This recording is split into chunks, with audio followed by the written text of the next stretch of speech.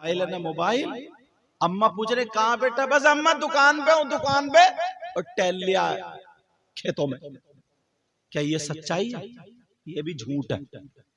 और माफ करना, इस मोबाइल ने तो मौलाना लोगों को भी नहीं छोड़ा। हाँ, बोले कहाँ पहुंचे हजरत? है रामपुर में, तो बता रहा पागवाड़े में। ये भी सच। अच्छा, तुम में भी यही ज्यादा हक लगी तुम्हें भी। और बाकी सब इतनी बातों में बाकी भी इन्होंने जोर नहीं दिया। लेकिन सुनो, सारी बात तवज्जो रखो मेरी तरफ। अच्छा, एक चीज और बताऊं, हमारे क्या होता है? हमारे ये होता है, अरे यार तुम हमसे ही कह रहे हो सुभान अल्लाह को, ये जो बैठे हो पर इनसे क्यों नहीं कह रहे हो सुभान अल्लाह? चलो ठीक है, मैं इनसे सूरह बकर सुनूंगा, तुम सुनाओगे? अरे भाई, मैं इनसे सूरह बकर सुनूंगा, सुनाओगे? मैं इनसे 23वां पारा सुनूंगा, तुम सुनाओगे? जिसका जो काम है ना, उस सबके लिए अगर स्टेज बना दिया जाए तो फिर इन कुर्सियों की क्या जरूरत थी? तो फिर जमीन पे ही आ जाते, चलो सबके लिए जमीनी स्टेज है। ये मतलब एक मकाम होता है, एक रुतबा होता है, किसका क्या होता है, समझ में आ रही बात? लेकिन मैं, देखो बुरा मत मानना, रोकता नहीं हूं, जो आती हो कह दो। मौलाना लोगों को भी इस मोबाइल ने झूठ बुलवा दिया है। अरे पीरों को भी नहीं छोड़ा। पीर, और पीर तो और आगे की फेंक रहे, सही बता रहे हो। वो तो अच्छा इतना जरी हो जाता, इतना निडर हो जाता, फिर अल्लाह से नहीं डरता, फिर तो धड़ापड़ मार रहा, धड़ापड़ मार रहा, धड़ापड़। अपने आप को संभालो। 50 मरतबा हर इंसान इस दौर में सुबह से शाम तक झूठ बोल जाता। अब कुरान कह रहा है लानतुल्लाहि अलल काज़िबीन, झूठों पर अल्लाह की लानत। तो 50 लानतें हो गई। अब तुम्हारे गांव में कोई बचा?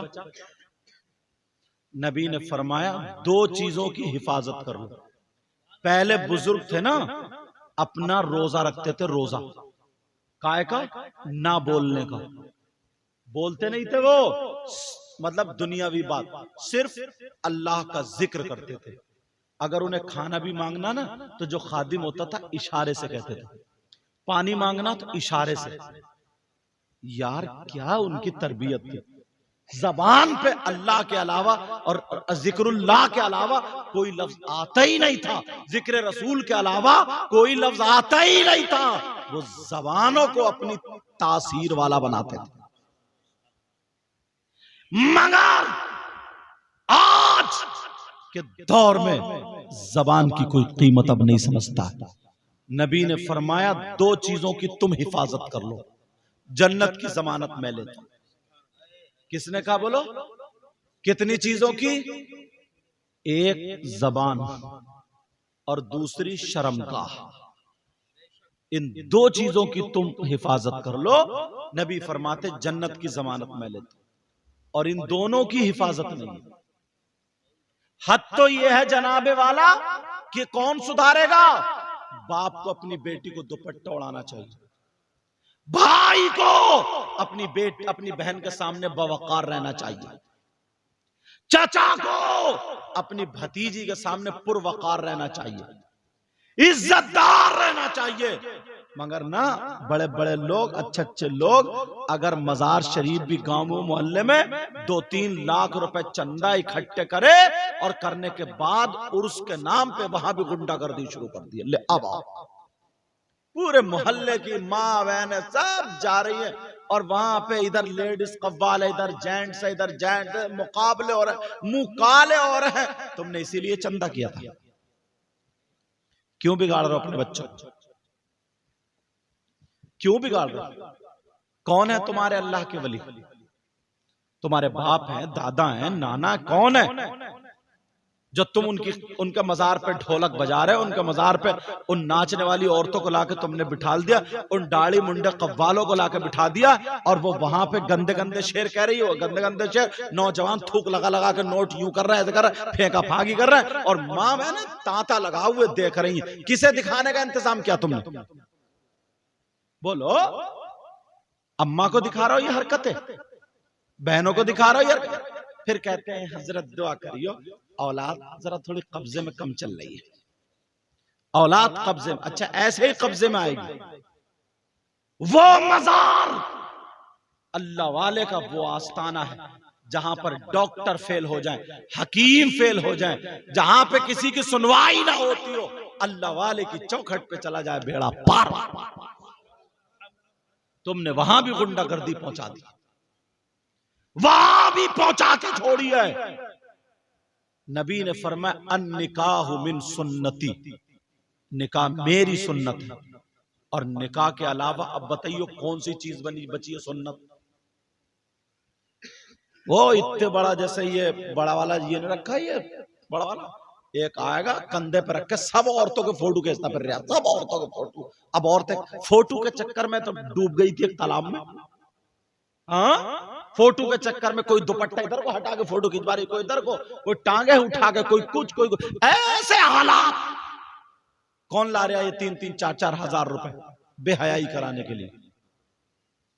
जोहर का टाइम हो जाए, देख लियो शादी में एक भी औरत ऐसी नहीं मिलेगी जो वुजू के लिए लोटा ढूंढती फिरे। अगर वुजू बनाएगी तो मेकअप धुल जाएगा। अरे बोलो है क्या नहीं? और कहां ढूंढेगी? पंखा। दीवार में अगर शीशा लगा हो ना तो हर मिनट पे जाएगी, दुपट्टा संभालेगी, फिर चली आएगी। फिर इसके दिल को तसल्ली नहीं होगी, पता नहीं कैसी लग रही, फिर मुंह देख के आएगी, वो काली पीली नीली, फिर मुंह देख के आएगी, फिर घूम रही है, फिर 10-10 मरतबा इस थूथड़े को देख रही है। ये अम्मा नहीं देख रही है मेरी बेटी की हरकतें क्या, या बाप नहीं देख रहे मेरी बेटी की हरकतें क्या? नबी फरमाते निकाह मेरी सुन्नत है। अब पूरी शादी को आप उठा लीजिए, पूरी शादी को 2-4 बातों को छोड़कर सब खुराफातें हो रही हैं। और आखिरी बात बता रहा हूं, तुम्हें मेरी बातें थोड़ी कड़वी लग रही होंगी, लेकिन सुन लेना। नजरिया इतना बदल गया हजरत, नजरिया इतना बदल गया, तुम्हारी नाज शरीफ होगी बेफिक्र रहो। नजरिया इतना बदल गया है। तुमसे मैं एक बात पूछता हूं, अक्सर तकरीरों में ये बात बोलता हूं, हो सकता है जहन में कुछ पलटा लगे। ये बताओ, अगर कोई ये मैक चुरा के ले जाए और तुम्हें पता चल जाए चोर ये है, तो तुम उसे इनाम दोगे या उसे सजा दोगे? सजा देंगे, इनाम तो नहीं दोगे।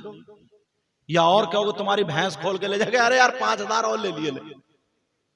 बोलो, तुम्हारी भैंस खोल के ले जा रहे भाई चोर साहब, ओ चोर साहब 5,000 और ले जाओ, दोगे?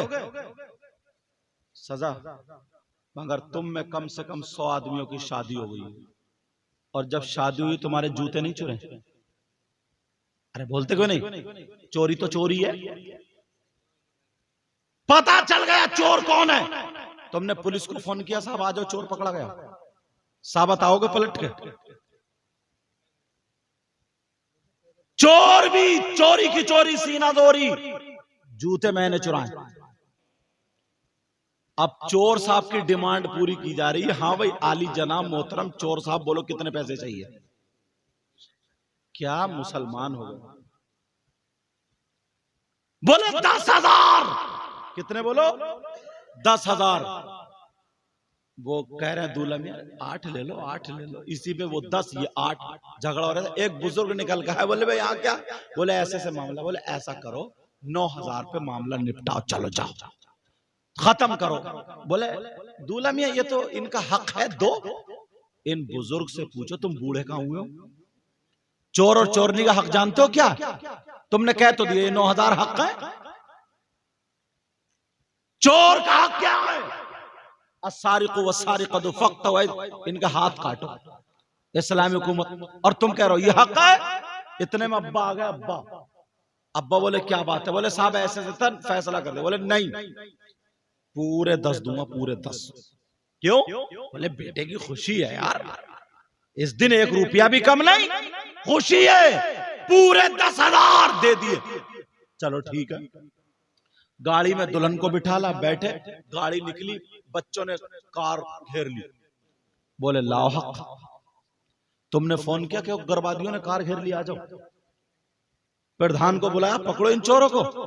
फिर यही झगड़ा 8-10 का, फिर वही फैसला। अब्बा ने कहा नहीं, 10,000 निकाल के दे दिए। क्यों भाई? बेटे की खुशी है। चलो कोई बात नहीं। अब नंबर आता निकाह का। इमाम साहब से कहा निकाह पढ़ाओ। इमाम साहब ने निकाह पढ़ा दिया। तुम बोलो इमाम साहब। इमाम साहब बोले 10,000। बस इतना कहना था 10,000 अब्दुल्ला के अब्बा का पारा चढ़ गया। बोले इमाम का दिमाग खराब है। अच्छा, चोरों का दिमाग अच्छा था, डकैतों का भी दिमाग अच्छा था। इमाम ने इतना नाजायज काम कर दिया।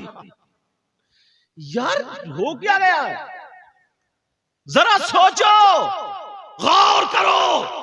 अब क्योंकि ये सब बात, सदर साहब को बुलाओ, सेक्रेटरी को बुलाओ। इमाम साहब ने 10,000 मांग लिए। इमाम लालची है, इसके पीछे नमाज नहीं होगी, इसको निकालो मस्जिद से। सदर साहब सोच रहे हैं मेरी सदारत ना छूट जाए। बोले हजरत अब हम दूसरा देख लेंगे, तुम जाओ। कब तक निकालोगे? हश्र में मुंह नहीं दिखाना, नबी को मुंह नहीं दिखाना। कान खोल के सुनो, इमाम से अगर कोई नाहक बगावत करते करते मर जाए, इमाम से दुश्मनी रखते रखते मर जाए, उसकी गलती नहीं है।